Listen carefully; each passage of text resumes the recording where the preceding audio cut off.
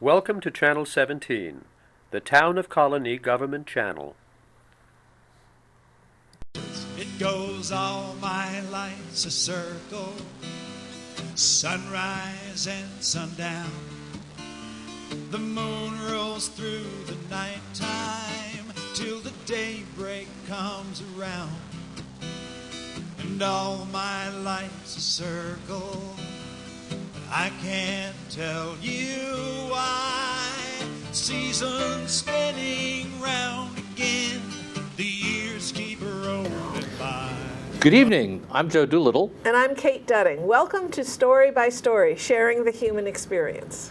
We're storytellers, and for the next hour or so, we're gonna keep you entertained, we hope, with stories and stories of stories and stories of storytellers, right? That's a lot of story, Joe. It's a lot of we're a skyscraper of stories. We really are. We really are. And Kate, you know, I'm here just kind of in the glow of our celebration, adventure, and success. Wasn't it just great to be in the Proctor's GE Theater with all those folks and all those storytellers? Yes, that we had 11 storytellers and all different kinds of stories, and the audience seemed to be with us the whole time. Boy, and I'll say that it was one of our annual events, and each one is special, but this one covered a whole gamut of, well, we had one of the youngest storytellers we've ever had, right? Aditya Agash from Children at the Well. He's a junior at Shaker High School. And he was just a wow, I thought, wow. And we had a couple of grandmothers, but I won't put them on the spot. And we had people in the middle. And I was just enthralled, is the only way. And of course, I didn't tell because we had 15 tellers request to tell, and we were able to get that down to an hour and a half show with, how many did you say? There were 11 tellers. 11 tellers. Yes, an hour and a half of telling. But what I thought was really sweet was one of our long-standing listeners sent me an email at 5:39 on Sunday. The show only got over at like 4:15, and she lives in Amsterdam. But she sent me an email at 5:39 saying, "Kate, I just had to tell you, I've just gotten home and I loved, all those in caps, loved, Telebration. Please say thanks to all the tellers." And I would have written you an email, but I just was so enthralled, so to speak. I just was still basking in the glow, but it was just a great thing. And we do that every year. So if you missed this year, next November, there will be another Telebration. Yes. And there are Telebrations, actually, it's the one connection that storytellers have all around the world, right? Well, yes, having programs with the same name of Telebration. It started in Connecticut from a man called J.J. Pinkerton, who wanted to show people that stories are for adults too. That was the impetus initially, and now it's sort of broadened. But we've stuck with that initial mission of stories are for adults. They always have been, and radio and TV and movies have kind of taken precedence, but ours is the original performing art. Huh. You know, and if you want to experience that in a setting that's not a big performance or a small performance, Story Circle is our local gathering or guild of storytellers, and we meet once a month. Actually, we meet right here at the Connolly Library tomorrow night, which is the third Tuesday of. It's tonight, because this is the third Tuesday. Of course, we're talking about when we're taping, and when you're viewing this is totally independent of when we're taping. So the third Tuesdays of the odd months, we meet at Colonie, and the third Wednesdays we meet somewhere in one of the Albany libraries, most often the Pine Hills branch near Steamer 10. And I want to make a real point of encouragement. That's not a commercial message. We do that from time to time. But a point of encouragement, because several of those 11 folks who told at our Telebration got introduced to storytelling from one of our monthly gatherings when we sit around and we do affirmations and critiques on our stories. We bring new material. It's a great way to touch and taste storytelling as an art form. And if you're interested at all, if you think there might be an inkling of a storyteller in you, we would love to see you at one of those monthly meetings. Or if you just want to listen to some stories, if your life needs some stories, and what life doesn't, just come along. Storytellers love story listeners, because if we don't have listeners, we're just talking to ourselves, and people think we're kind of crazy. Well, I've had that thought about you. Oh no, I'm sorry. We've been married for a long time to other people. Yes. But I did recently refer to you as my other husband. To someone. Good. That's an affirmation. That's an affirmation.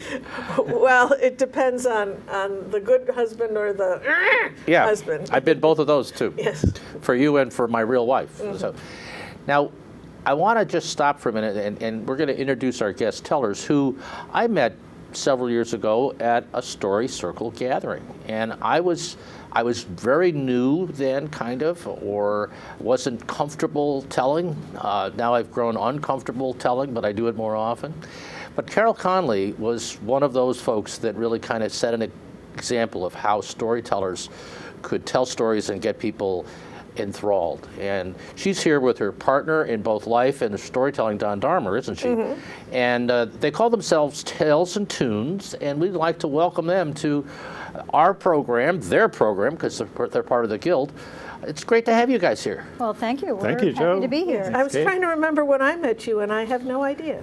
But it must have been at a story circle meeting. It was at a story circle meeting. Yes. Yeah. A long time ago. long Right, time ago. because you were the producer of the first celebration with Jane Ainsley, Right. and you talked me into doing refreshments, which is the one and only time I've done refreshments. But anyway, we digress. I still remember where you got the cider from.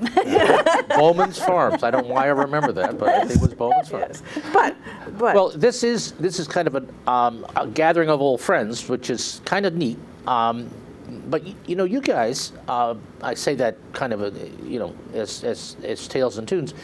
You got together first, kind of as a couple. Like you even got married, right? Like to each other. We even did. Yeah, That's true. and then you were still teaching, right, when all that happened? Yes, I was still teaching. I was first a storyteller as a teacher. Back in 1969, I was teaching kindergarten, and in those days we had all-day kindergarten, and there was a story time, and I just found holding the book too restrictive. So And I heavy, would, probably, right? and heavy. and reading upside down gets boring, or sideways. Right. Yeah. And so I learned the story, and then I would act it out with animal noises and big gestures and whatever. Because I had actually come from junior high English to kindergarten. So it was a bit of a Culture shock. Yes, yeah. it was. So even though I had kids of my own, I was not used to relating all day long, and tailoring the vocabulary was the biggest thing. So storytelling was a way of expressing myself and pulling the kids in. Mm-hmm. So, and then as I went through other grades, 2nd and 5th grade, I used stories to enhance the curriculum. And in my 5th grade classrooms, we did a storytelling unit. We did a 5 or 6 week unit, and the kids would put on a program for parents, and they would go around to different classrooms in the schools and tell stories. It was wonderful. It was so wonderful.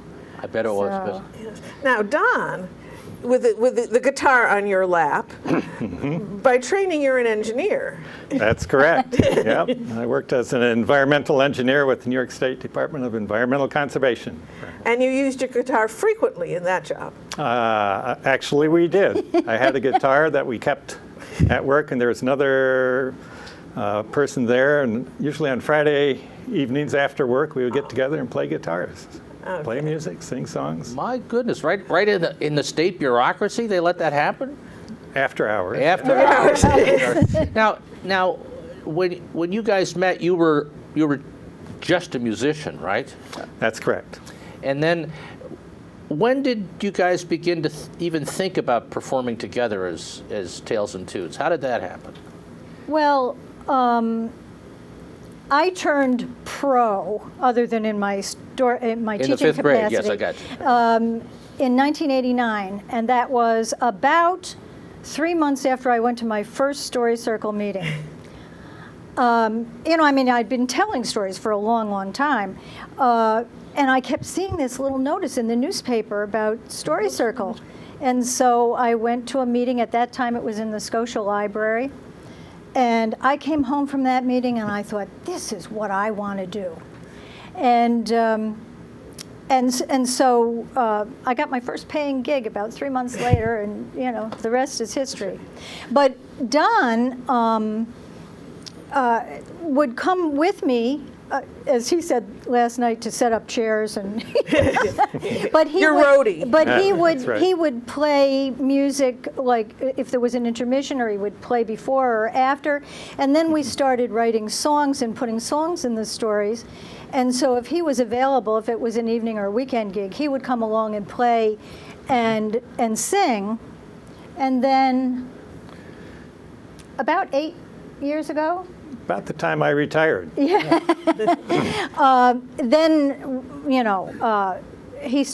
we started doing tandem stories and writing more some songs and writing songs that stand alone, not just in our stories. So But tandem is Tandem sounds like a truck. well, no. But tandem telling is much different than solo telling, because you're passing the story back and forth. That's right.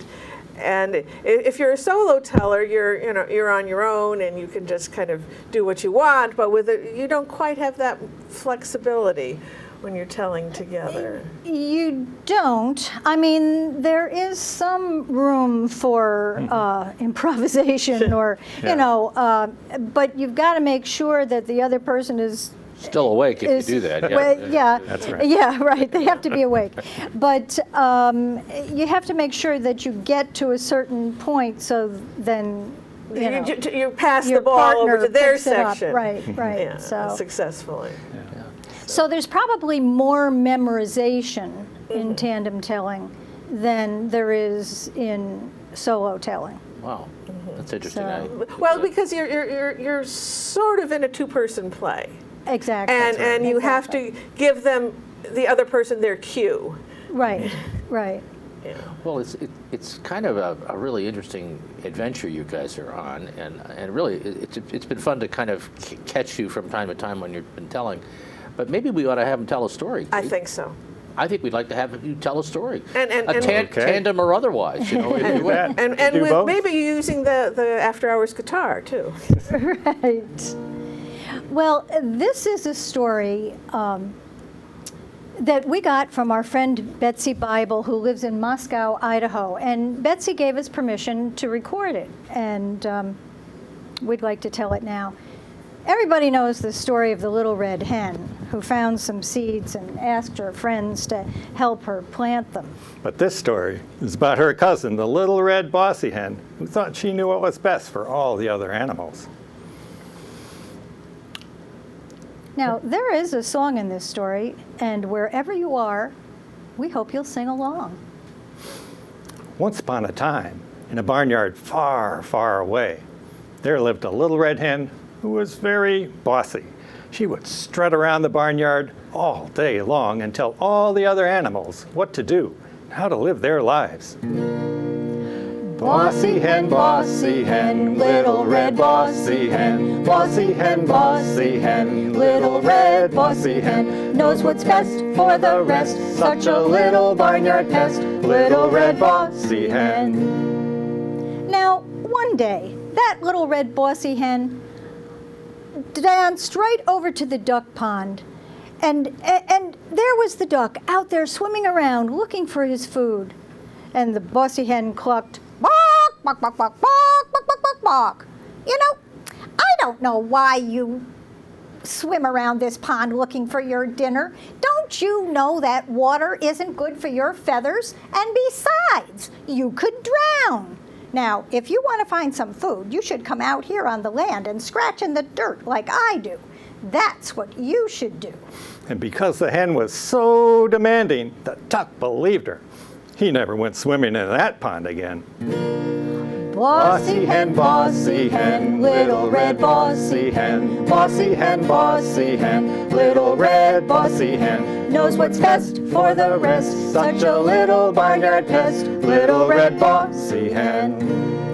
The very next day, that little red bossy hen pranced right over to the pig as he was rolling around in the mud, and she clucked, "Bawk, bawk, bawk, bawk, bawk, bawk, bawk, bawk, bawk." Now, Joe, I know you're ready to do that with me. So I am. You are such a good bossy hen, I can't get over it. And she said to that pig, "You know, that's a filthy habit you have rolling around in that mud. Look at you, you're covered with dirt. Now, if you want to roll around in something, you should roll around in the dry dust of the barnyard like I do. You'd certainly smell a whole lot better." And because the hen was so persistent, the pig believed her. He rolled around in the dry dust of the barnyard all day long as the hot sun broiled his skin. He was baking. Bossy hen, little red bossy hen. Bossy hen, little red bossy hen. Knows what's best for the rest, such a little barnyard pest, little red bossy hen. The third day, that little red bossy hen capered right over to the cow as she was giving milk, and she clucked, "Bawk, bawk, bawk, bawk, bawk, bawk, bawk, bawk, bawk." You know, I don't know why you give milk. Everybody knows that eggs are much better for you. I know. Why don't you try to lay an egg? Oh, don't look at me like that. You could do it if you tried. You see that nest of straw over there? You just sit down on that nest of straw and try to lay an egg. And because the hen was so commanding, the cow believed her. She sat down on a nest of straw and tried to lay an egg.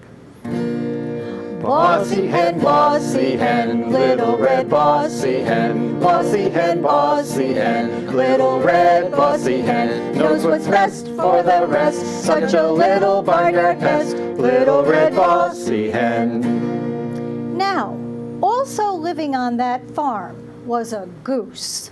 And the goose saw that duck trying to scratch in the dirt for his food like a chicken and thought, How silly.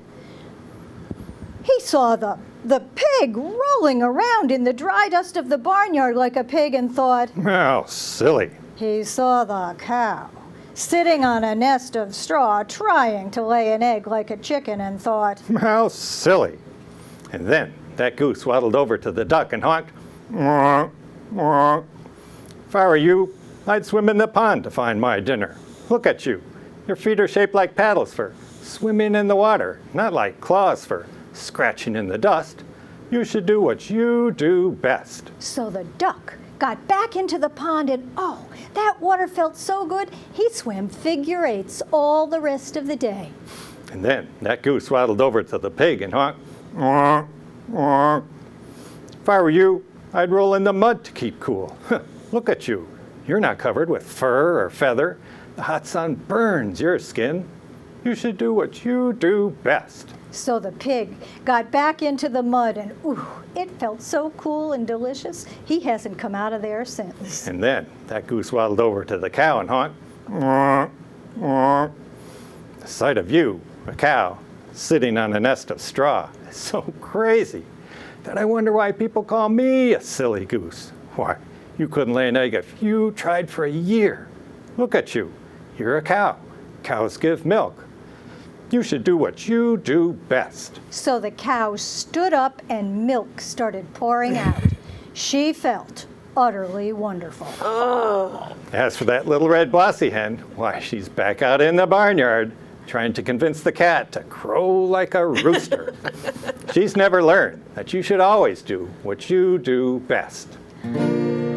Bossy hen, little red bossy hen. Bossy hen, little red bossy hen. Knows what's best for the rest, such a little barnyard pest, little red bossy hen.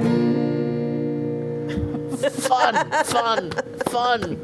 Wonderful, wonderful. And I got to tell you, you do make some of the best geese and hens I've ever seen. Yes. I tell you. Well, when we're telling to the kids, the younger group, we have a lot of hens cackling We get along them with involved. us. Yes, yeah. Well, I was going to jump in there, but you were so good at it. But the kids love that. They love to, they love to Right. take a part. And I've usually invite them to, cluck with me. We haven't invited them to honk with the goose, but they do. They do, It's very Yeah, attractive. yeah, That.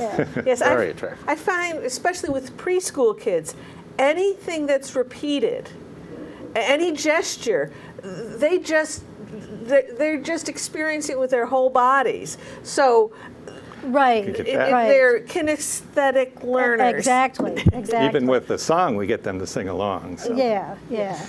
We generally, if we're doing that in performance, we teach the song, and then Give us, Oh, well, but I just wanted to, you said Betsy Bybel gave you permission to record it. That means you must have some CDs. yes, we do. Ew. Yeah, we have 2 CDs. The first one's called "Traveling Down the Road," and that's sing-along stories from all around the world. And the second one is called "Bunches of Beasts." And there's a song on it called Called Bunches Bunches of Beasts. Yep. And Little Red Bossy Hen is Little on, Red Bossy Hen is on on that. that on one. the Little second Bitty, one. yeah. Yep. Okay. And So- and if you go to talesandtune.net, very good. that's your website, right? That's right. That's it. And then you can get more information about you guys and also the CDs and other stuff. Exactly. Thanks How to about our that? wonderful webmaster. Yes. Yes, right. She's good. She does so many things well. Give us a little bit of an idea when you take a story, hear it, go. What process do you use to put it into your repertoire of stories? How do you decide to put a story into performance? Well, you have to live with it for a while, and So you got a little red bossy hen in your kitchen, or what are we talking about? Internally, I'm sorry. I'm Joe. internally. Oh, I'm sorry. actually, that story, Betsy had shared that story on the Storytell listserv. It's an international listserv for storytellers, and I always liked it, but we had never done it. And when we did that, well, actually, I think maybe we did do it before we recorded it, but it was a wonderful song. The story, the song is ours. She had a song in it, but the song in our version is Better. ours. Well, I don't know about better. I don't know what the tune of hers was. Yeah, It was in black and white. So, but when we're finding stories, we try to find as many versions as we can, and then come up with our own. So there's a lot of writing and rewriting, and then oftentimes you go through all that and you find that you don't actually love the story, and so you drop it. So it's a process, as you know. But it's interesting to when you look at a CD or you listen to a storyteller do a program. I'm always intrigued by how they select what they're going to do for the audience, and then how it fits, because that's a different process, but you got to know your audience a little bit, and then part of it is just, well, I really like to tell this story. So it's an interesting process. So thanks for sharing that little bit of background. Yeah, and as you said, someone early on when I was learning about storytelling said that the first rule of storytelling is only tell stories you love. Because if you're telling a story that you don't love, the audience is going to pick up on it, or at least pick up on your less than completely positive vibe about it. It just doesn't work. I don't know how actors,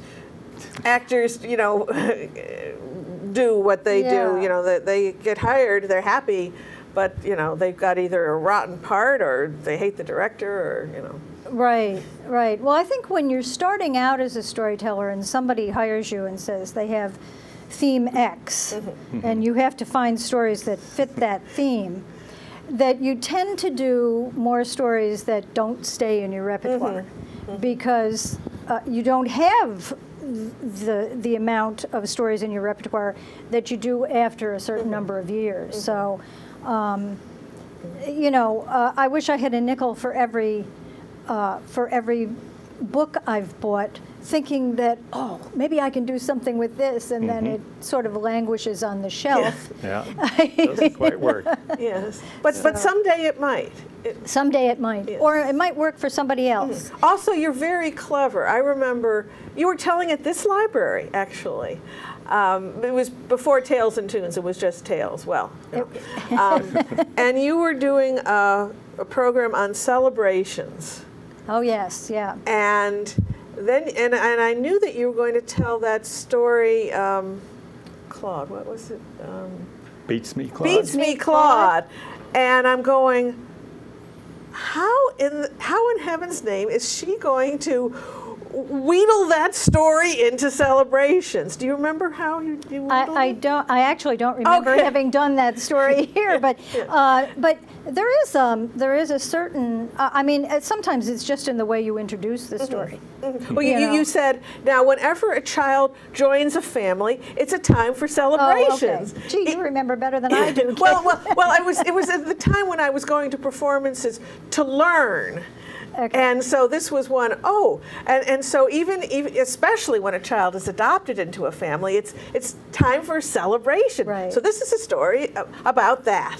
And, Now- but to me, it was about Shirley, yes. Right. Yes, Yep. and her attitude and down in Texas. Now, I have Exactly, I have to make a Texas, yeah. commentary here because to our audience, if you don't think that learning happens when young people and older people hear stories, then just remember this conversation because this happened several years ago.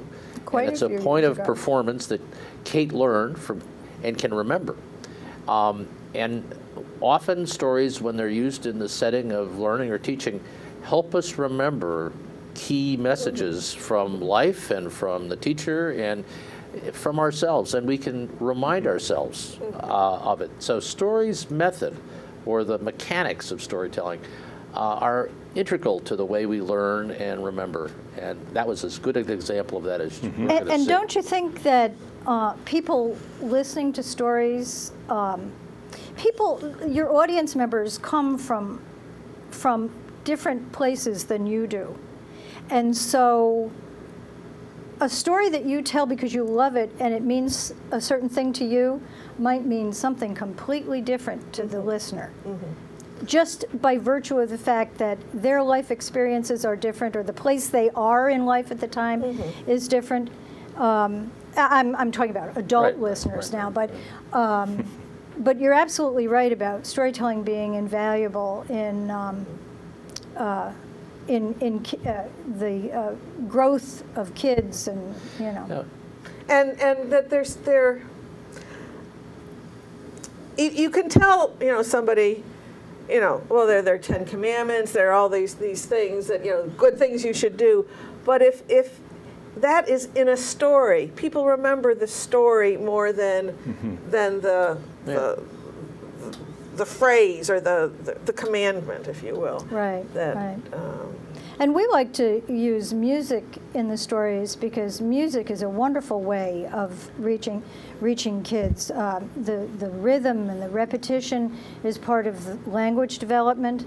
I don't know if you saw the special about Gabby Gifford, but how they yeah. use music Right. to retrain her speech. Even when she was trying to walk. Yeah. It was amazing. It was on last night, right? Yeah, Yeah. it was on last night. well, And I thought, Well, it's on Dateline, right? this is a perfect example of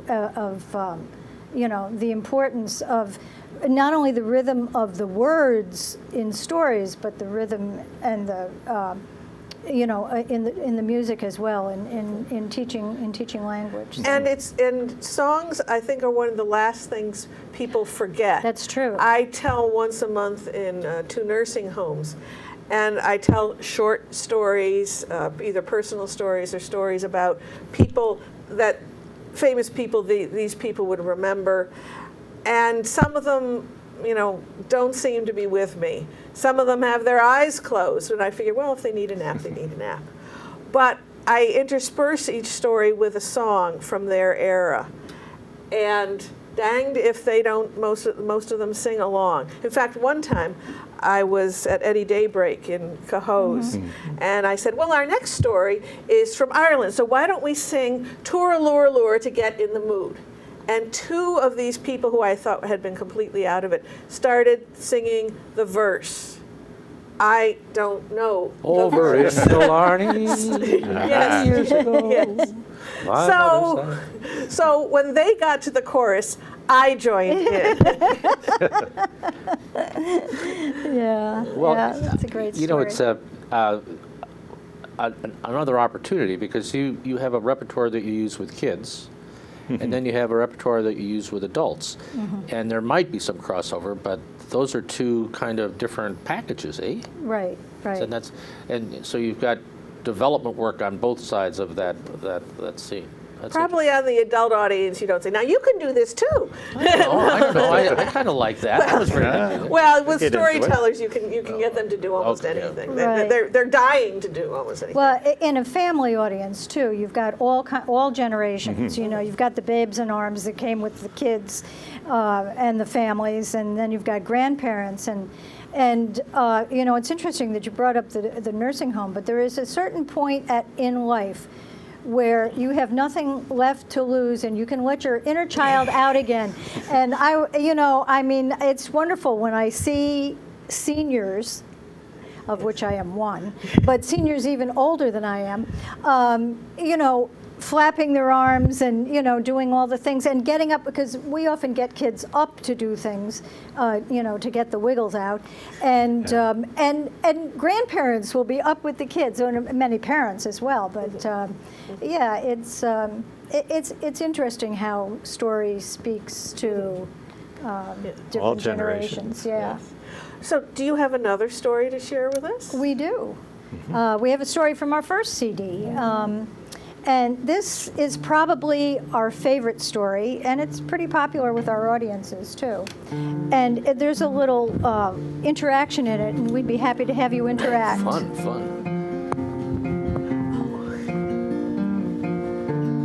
Once, there was a little green animal. He had big bulgy eyes, webbed feet, and he lived in a swamp.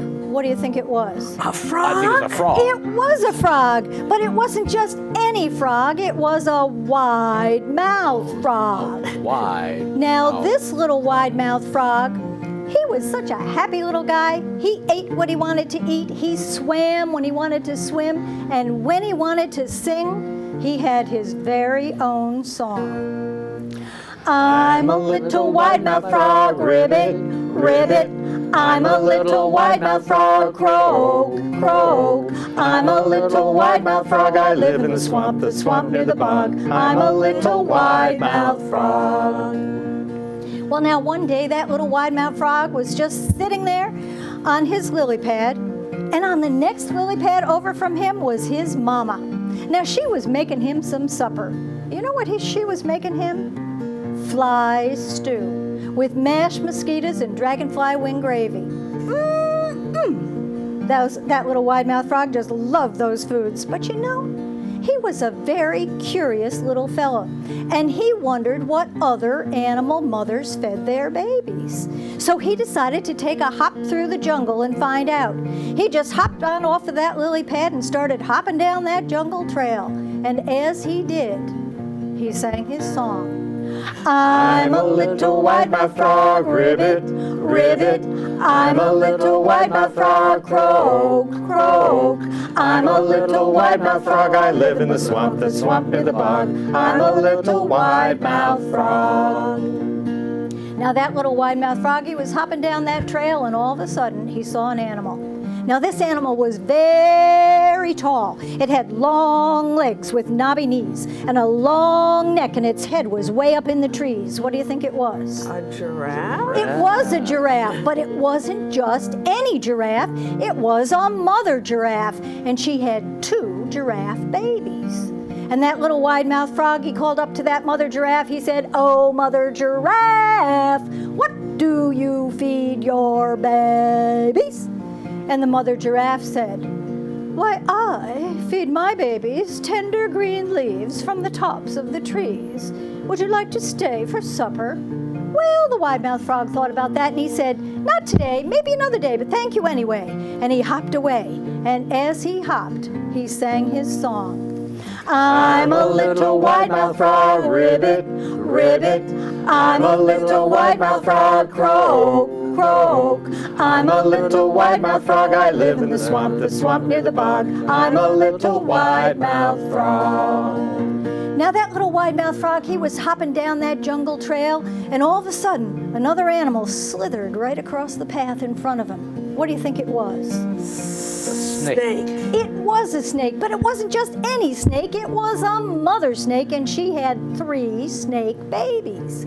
Now that little wide-mouthed frog, he called out to that mother snake. He said, "Oh, mother snake, what do you feed your babies?" And the mother snake said, "I feed my babies mice and rats and other little furry creatures. Would you like to stay for supper?" Well, the wide-mouthed frog thought about that, and he said, "Not today, maybe another day, but thank you anyway," and he hopped away. And as he hopped, he sang his song. I'm a little wide-mouthed frog, ribbit, ribbit. I'm a little wide-mouthed frog, croak, croak. I'm a little wide-mouthed frog, I live in the swamp near the bog. I'm a little wide-mouthed frog. Well, that little wide-mouthed frog, he kept hopping down that jungle trail, and all of a sudden, he heard a noise from up overhead. He looked up, and there was an animal up there, swinging from branch to branch. What do you think it was? It wasn't an elephant. It must have been a Monkey. It was a monkey, but it wasn't just any monkey. It was a Mother mother monkey, monkey. and she had 4 monkey babies. And that little wide-mouthed frog, he called up to that mother monkey, and he said, "Oh, mother monkey, what do you feed your babies?" And the mother monkey said, "I feed my babies bananas, ripe, juicy bananas. You want to stay for supper?" Well, the wide-mouthed frog thought about that, and he said, "Not today, maybe another day, but thank you anyway." And he hopped away. And as he hopped, he sang his song. I'm a little wide-mouthed frog, ribbit, ribbit. I'm a little wide-mouthed frog, croak, croak. I'm a little wide-mouthed frog, I live in the swamp near the bog. I'm a little wide-mouthed frog. Well, now that little wide-mouthed frog kept on hopping till he came to a river. And he went right up to the edge of that river, and he looked down into that water, and he saw an animal in there. He saw 2 eyes bulging up above the surface of the water, and just below the surface was a long snout with lots of teeth. What do you think it was? Ooh, was it a crocodile? It was a crocodile, but it wasn't just any crocodile. It was a mother crocodile, and she had 5 crocodile babies. And that little wide-mouthed frog, he called out to that mother crocodile. He said, "Oh, mother crocodile, what do you feed your babies?" And the mother crocodile said, "I feed my babies wide-mouthed frogs. You want to stay for supper?" Ooh, that little wide-mouthed frog, he didn't have to think about that. He said, "Not today, maybe another day, but thank you anyway," and hopped away real fast. And as he hopped, he sang a different song. I'm a little small-mouthed frog, ribbit, ribbit. I'm a little small-mouthed frog, croak, croak.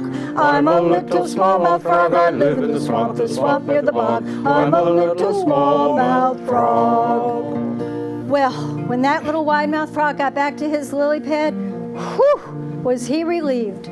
And you know, his mama had his supper all ready for him. So he sat right down on that lily pad and ate every single bit of that fly stew with mashed mosquitoes and dragonfly wing gravy.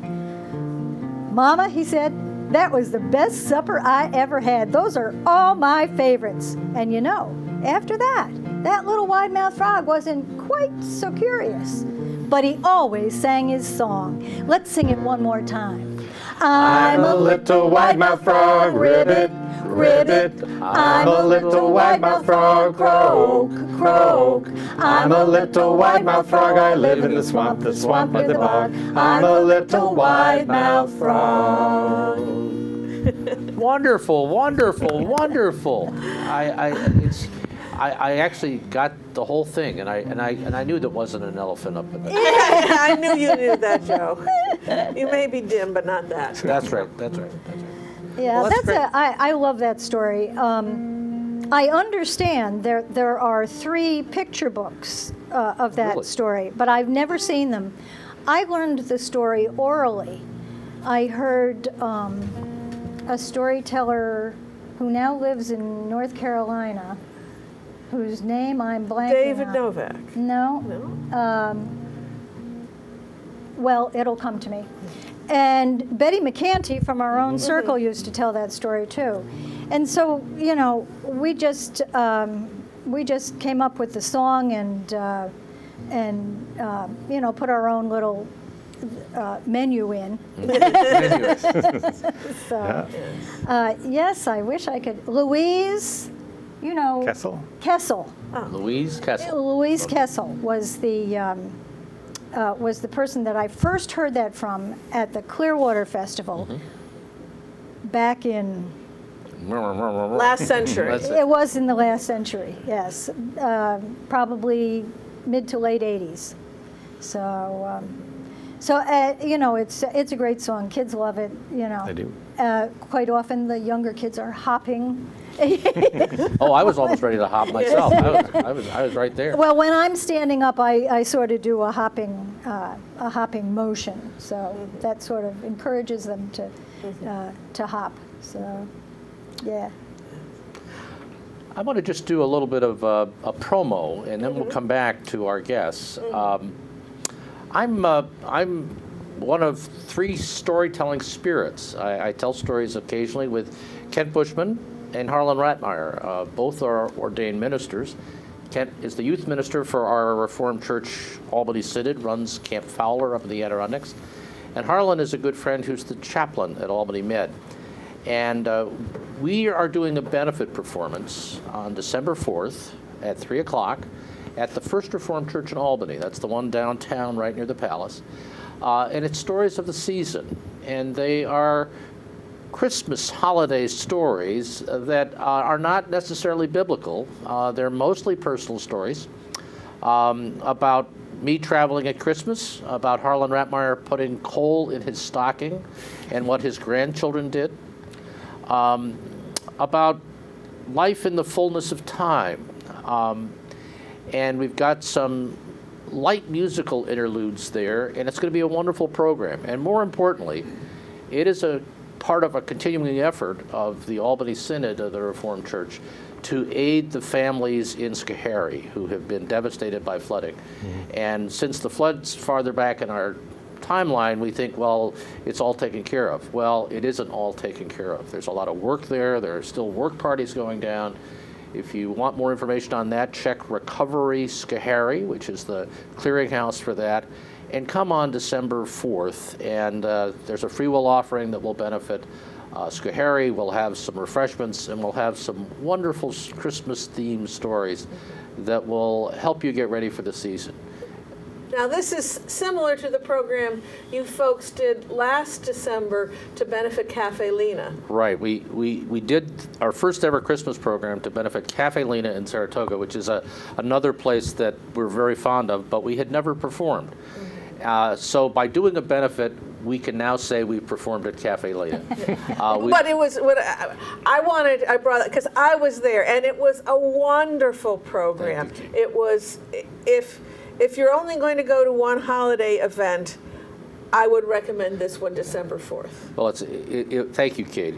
We had more fun than three guys ought to have where alcohol isn't served. How can I say it any other way? I was going to end that there, not in a bar. But And we did go around, in Saratoga, we did go over to the parting loft afterwards and continue the celebration. And we may go around the corner to McGarry's or across the street to the pump station, just because it's the thing we like to do when we get together. But please pass the word. There's information about this on the Story Circle at Proctor's website.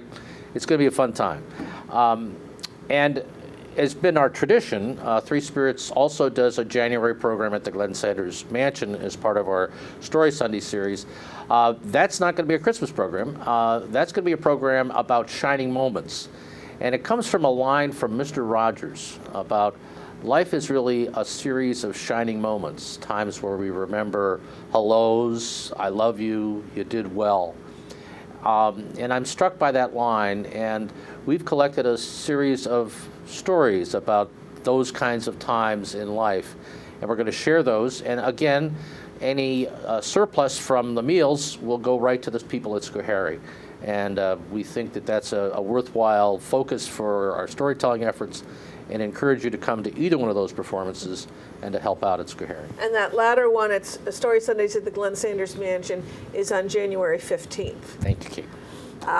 We'd also like to point out that on our website, storycircleatproctors.org/YouTube, you can watch all the stories that we've ever recorded. Wow. We're up to 47 now, and we'll be up to 50 after today's program. We're 51. And since September 1st, over 2,300 stories have been watched. So these aren't, none of them have gone viral, but these are more than, those things that go viral last about maybe 2 minutes, and they're about cats or animals or strange people, and these have more substance. So I'm quite proud that so many stories have been watched. And also our final slide is, if you care to help underwrite any of our storytelling events, there's also a place to go on our website, so you can become a patron of Story Circle at Proctor's. And your contribution is tax deductible. Yes, because you write the check out to Proctor's, and they put it in our little account that we use to help support us. And we've got some more stories too, Yes, right one here more now. story from them, and hopefully one from me. Okay. Well, this story is from Egypt. It's our adaptation of an Egyptian folktale, and it's our understanding that all Egyptian school children are told this story. We call it The Lions at the Door.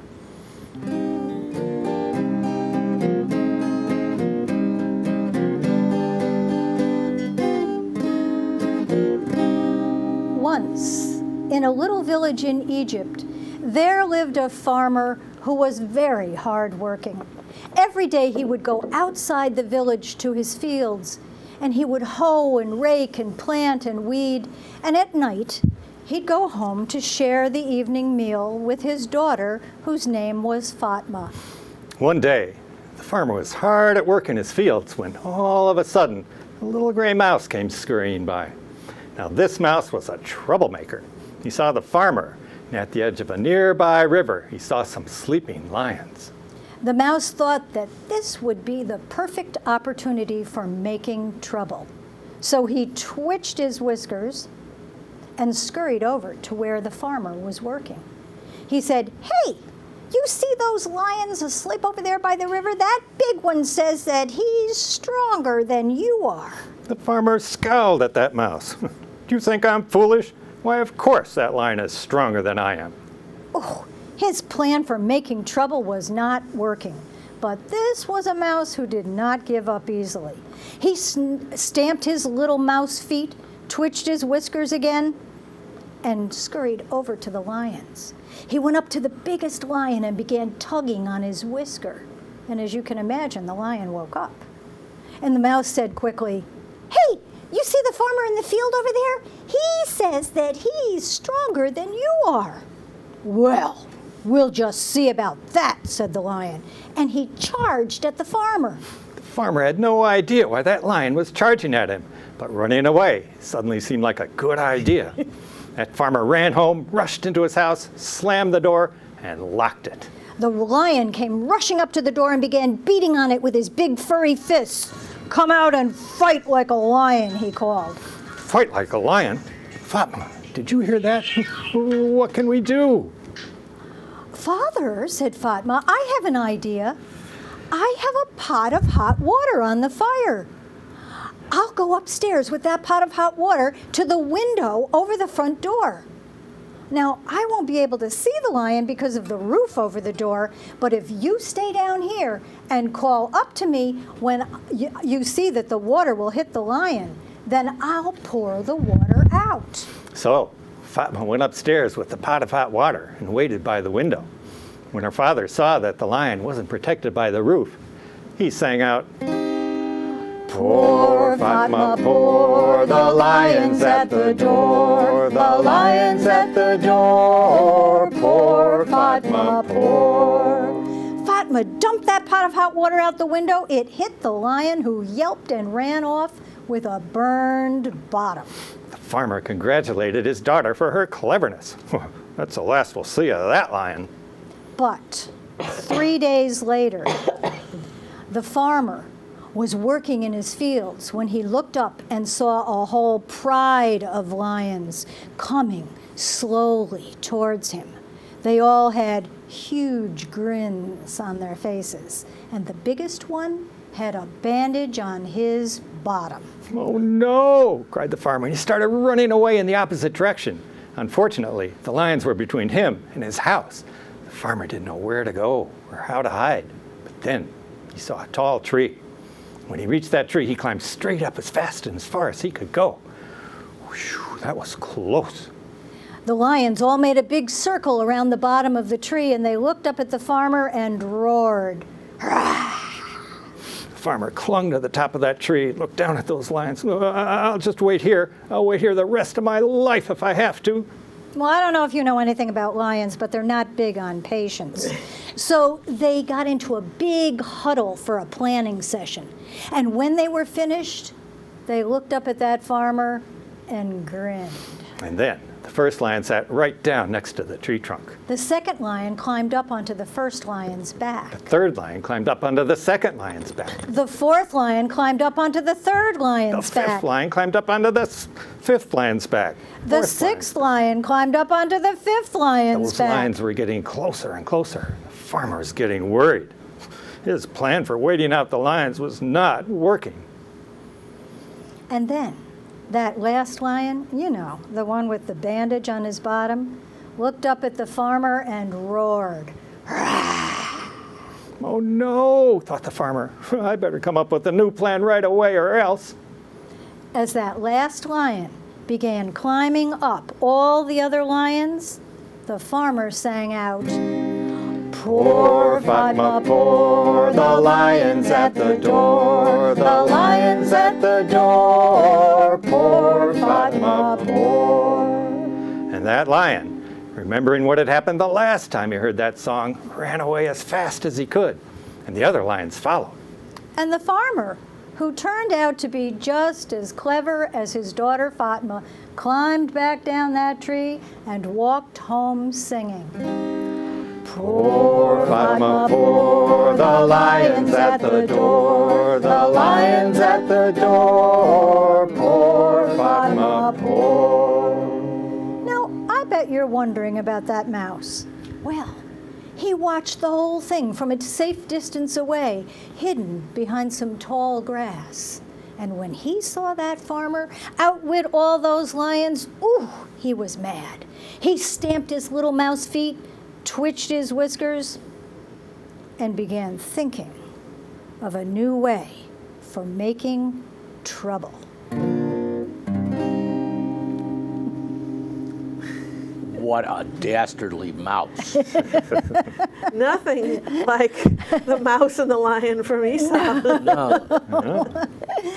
No, he's sort of a Nancy-like, isn't he? Yeah. Yes. He never learns his lesson. Who is a tricky spider/man from the Ashanti people. In, right. And in he's Africa. always playing tricks. And no matter how much they backfire, then he plays another one. Yes. So do you know if this is a series of Nasty Mouse stories? I do not know that. I don't know. We found the story in a book of Egyptian folk tales, and and then did you put the song with it? yeah, we put the We song added with that it. song. Yeah, we added the song, and we added a number of things, but yeah, as we adapted it. And I think we originally did that because we were designing a program of stories from the Middle East, and this past spring, it suddenly became a very Mainstream. mainstream it did. story again, didn't it? Egypt. So yeah. Well, that's great. So, That's great. and sometimes when we tell it, we tell it to mixed age groups, and we'll give the older kids a chance to guess how the farmer gets out of this. You know, interesting suggestions that we get from middle schoolers. So, yeah. He pulls out his Uzi. Yeah, right. No, we've never gotten that one. Well, it's been a real joy to have you guys here and share through your stories, and how you develop your stories. I mean, it's a fascinating. You're a fascinating story, actually. You guys, it's been wonderful. Thank you. I feel I want to ask you one more question. There's not enough time for another story, so what do you like best about being tandem tellers? Well, I don't know what Don's going to say. Should he leave the room? I think probably the best and the worst part of being tandem tellers is the same thing, that we get to work together all the time. You know, storytelling is kind of like any other art profession, can often be a very solitary pursuit. So telling with a partner is more fun. Like telling with 4 Stories High is a lot of fun for me. And so that's, you know, I was joking before when I said it was the worst, but, you know, but it's always more fun, I think, to, you know, and to bring the music. It gives us more into possibilities. I think the music helps a lot, and one of the things I like is once we work together on the songs, we get, and sometimes they click right in there, and that's a really good feeling. And then it's nice to see that work with the audience. We get a lot of energy from the audience. It's great to see the kids there concentrating and right along with us clapping, and so that's one of the things I like about it. Great. Oh, and you mentioned 4 Stories High. Yes, I did. Imagine that. And would you tell our listeners what 4 Stories High is? 4 Stories High is a group of 4 women storytellers. We do programs for adults, although we have done programs for children in the past. And we're going to be at Wordplays at Proctor's in January, on January 29th, with a program called Taking Liberties. Taking liberties. Ooh. Good one. So we're looking forward to that. Yes. In recent years, we haven't told together as much as we did a number of years ago due to work commitments of 2 of our members. But so we're going on the road again. We're developing this program around a theme, and actually after Wordplays, we may be taking it elsewhere. So, Excellent. Yeah. Okay. Well, thank you for joining us. Oh, time is up. Thank you, Carol and Don, Tales and Tunes, for joining us. Thank you, listeners, for joining us, and we'll be back next month. And one little Merry Christmas message from a great story by Charles Dickens. You remember that Ebenezer Scrooge, at the end of that story, said, "Teach me to keep Christmas in my heart so that I can never forget the lessons that it teaches." So I hope you have a great holiday. It goes all my life's a circle, sunrise and sundown. The moon rolls through the nighttime till the daybreak comes around. And all my life's a circle, but I can't tell you why. Seasons spinning